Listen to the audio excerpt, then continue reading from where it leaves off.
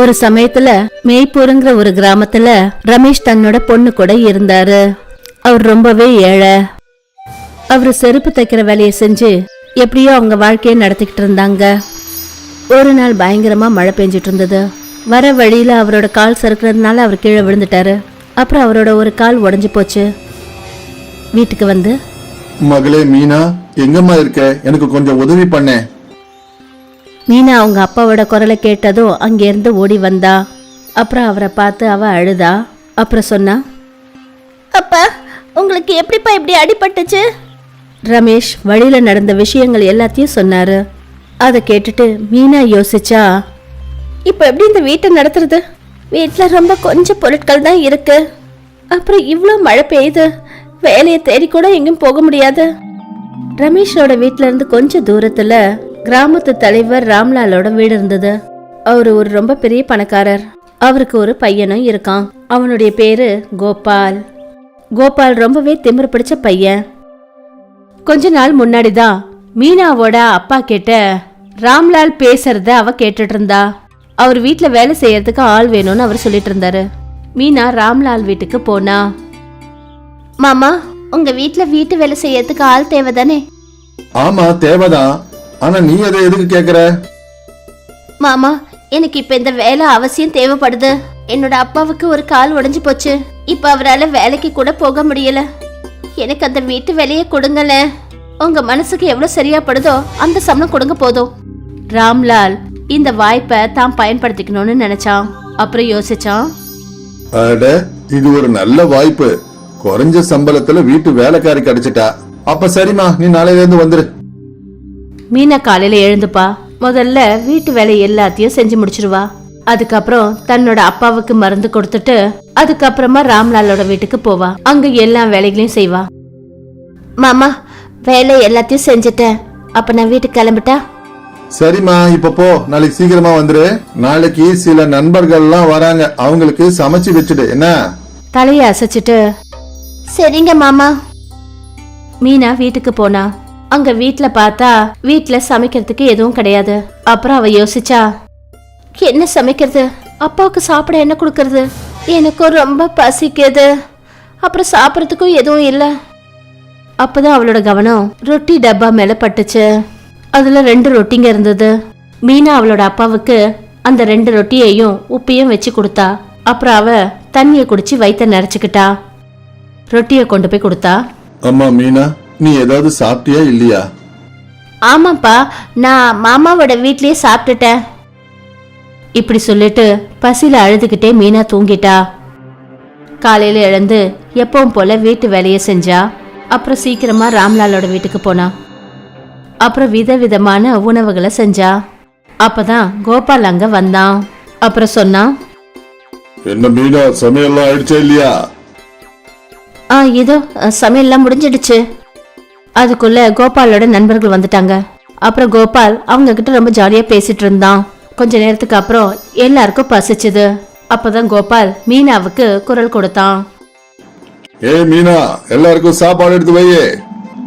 இதோ எடுத்து வச்சிடுறேன். இப்படி சொல்லிட்டு மீனா உடனே சாப்பாடு எடுத்து வச்சிட்டா. கோபாலும் அவனோட நண்பர்களும் சாப்பாடு சாப்பிட்டாங்க. அதுக்கப்புறம் கோபால் மீனாவுக்கு குரல் கொடுத்தான். எல்லாத்தையும் இங்க இருந்து எடுத்துட்டு போ. மிச்சம் மீதி இருக்கிறத நாய்க்கு போட்டுடு. சார், ஒரு விஷயம் சொல்லட்டுமா? நீங்க எல்லாரும் எவ்வளவு சாப்பாடை வீணாக்கிட்டீங்க. நமக்கு எவ்வளவு பசிக்குதோ அந்த அளவுக்கு தான் நாம சாப்பாடை பிளேட்ல எடுத்துக்கணும். சாப்பாடுங்கிறது ரொம்ப அவசியமானது. நாம் அதை இப்படி வீணடிக்க கூடாது. அதை கேட்டதும் கோபாலுக்கு பயங்கரமா கோவம் வந்துடுச்சு. அப்புறம் அவன் சொன்னான், இதெல்லாம் என்னுடையது. இதுல எவ்வளவு சாப்பிடணும், எவ்வளவு மிச்சம் வைக்கணும்ன்றது என்னுடைய இஷ்டம். புரிஞ்சுதா? உனக்கு இப்ப இருக்குது பாரு, அப்பா வரட்டும்.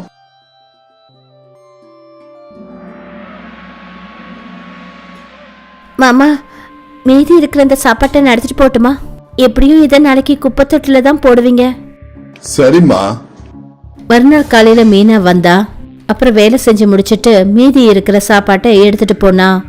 அப்பதான், ஏய், உன் கையில என்னது? அது ஒண்ணும் இல்லப்பா. மிச்ச மீதி சாப்பாடு இருந்ததுல்ல, அது நம்ம குப்பையில தானே வீச போறோம். கொஞ்ச நாளைக்கு அப்புறம் மீனா ராம்லால் கிட்ட தன்னோட சம்பளத்தை கேட்டா. அங்க நின்னுட்டு இருந்த கோபால் சொன்னா, எந்த சம்பளத்தை கேக்குற? தினமும் இங்க இருந்து சாப்பாடெல்லாம் கொண்டு போற, அதுக்கு பணமா குடுக்கற? சார், அந்த சாப்பாட்டை எப்படியும் நீங்க குப்பையில தான் தூக்கி போட போறீங்க. அது ஒருத்தரோட பசிய போக்குச்சுன்னா அதனால கடவுள் உங்களுக்கு நல்லது செய்வாரு. பாத்தீங்களாப்பா எப்படி எல்லாம் பேசுறான்னு?